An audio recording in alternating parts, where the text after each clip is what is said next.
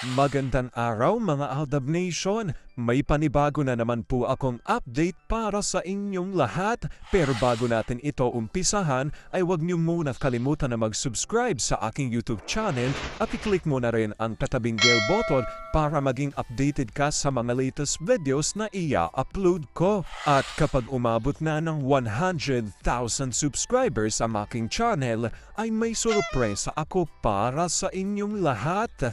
Alam kong excited na kayo kaya naman ngayon, umpisahan na natin ang ating kwentuhan. Ang pag-uusapan natin ngayong araw na ito kung saan si Alden magpapatayo ng bagong mansyon nila ni Meng. Binuking araw ito ni Baby Cute ang plano ni Alden na magpatayo ng bagong mansyon. Saan kaya ito itatayo? At bunga ito ng kasipagan ng mag-asawa? Gaano ito katotoo at may sapat nga bang ebidensya ang makakapagpatunay rito? Well, yan ang ating aalamin at pag-uusapan ngayong araw na ito. Alam kong super excited na kayong malaman yan, kaya naman huwag na natin patagalin pa. Unang-una na nga muna ay magbasa tayo sa tweet at revelasyon ni My Name is Teo01 at ayon sa kanya, lahat naman siguro ng tao may kanya-kanyang sumpong.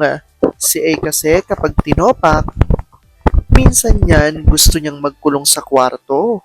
Hindi rin pwedeng hindi yan puntahan ni M. Kabisado na ni M ang ugali ni A. Tatanungin niya kung anong dahilan ng topak niya. Kakandong pa yan kay A sa kakukulitin. Ikikis niya yan gaya kay Baby Cute kapag nagmaktol. Inggit ka lang dahil kahit kailan hindi ka panggigigilan ni A sa kama. Yun ngang paalis na si M sa trabaho pag naglambing si A na wag na siyang tumuloy, hindi na yan pupunta. Alam naman kasi niya na pag tumuloy siya, mawawala naman ang mood nito buong araw. Ang gagawin lang nila sa bahay, kwentuhan at tawanan sabay lambingan. Simple lang ang gusto ni A. Iyan ay makasama lagi si M. At dahil dyan ito nagreaksyon ng ilan sa netizens. Sabi ni Evelyn Alas Salvador, Pamela Jane Peren, HPit F Tangko ADN, mana lang di ba baby cute? Parang ikaw, pag hindi napansin ay magmumukmok sa sulok.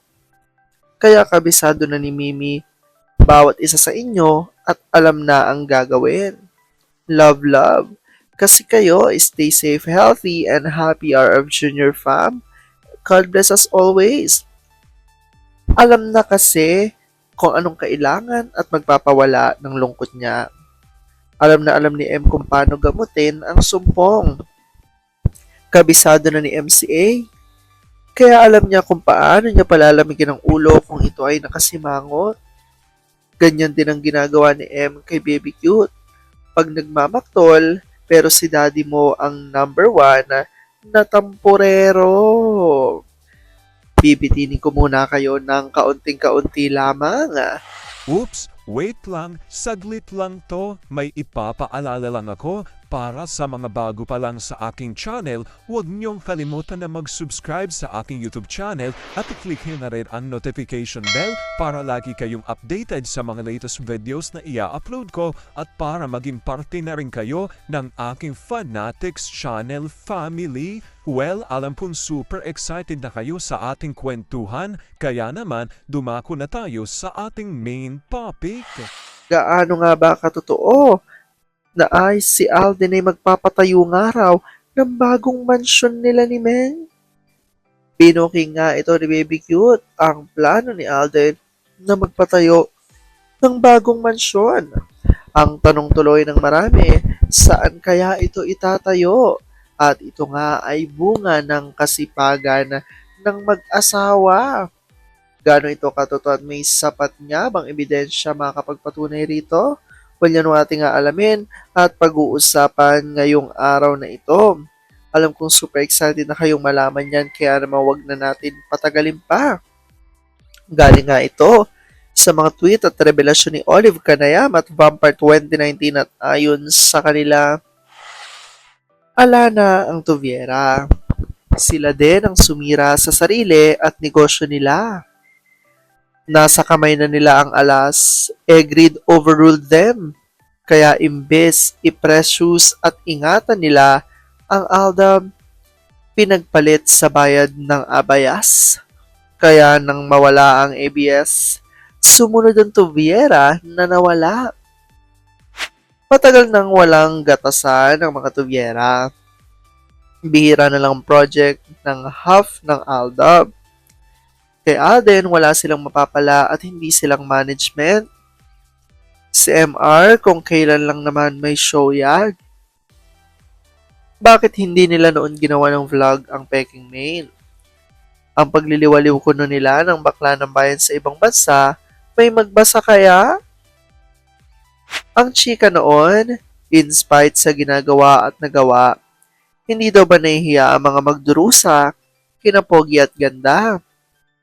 Bukas palad pa din silang tumatanggap ng ayuda, hindi ba sila nakokonsensya? Siguro ang ibang mababatas, hindi pa alam ang tunay na kasarian ni bakla ng bayan dyan sa kamera. Akala talaga may asawa itong si Baklash. Pero kahit anong okasyon sa kamera, either ang inahing pox ang bitbit o walang kasama. Nahihiya bang isamang kapwa niyang baklang main wannabe? May naniniwala pa ba sa Magdusa family pagdating sa Maychard sa totoong buhay? Magbalik tanaw na lang sila sa ibang negosyo nilang hinigop na ng hangin. Again, ang nakarating sa akin na balita, natatalo ang Shell gas station ng mga maliliit na kalaban. Last year, sabi ng pinakapoging baby cute natin na nawawala na ata, nagpapatayo ang tatay niya ng mas malaking mansyon. Kasi nasisikipan na sila at wala nang matakbuhan pati ang aso nila. At wala na atang extra room para sa isa pa. Ano sa palagay mo nakakapoging My Name is Caesar 1? Remember, number 5 is a lucky number. Ayan nga ang revelasyon dito ng mga source ng Aldab Nation kung saan dahil nga raw sa di umano'y papalaki ng papalaki na pamilya ni na Alden at Meng ay dahil dito nga ay tila i-expand or bibili ng bagong lote at magpapagawa nga raw ang Maychard ng mas malaki na mansyon nila dahil nga hindi na nga raw biro ang paglaki ng kanilang pamilya at pagdagdag na ng kanilang di umano'y mga anak.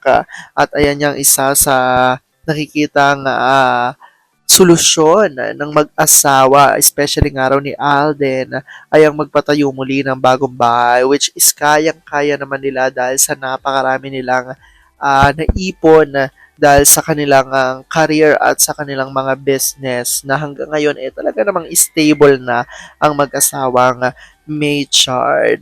Alam ko dahil dito marami sa inyo ang mas lalong kumakapit at naninindigan na the Maychard is real. Maraming salamat sa panonood mga Aldab Nation. Ingat!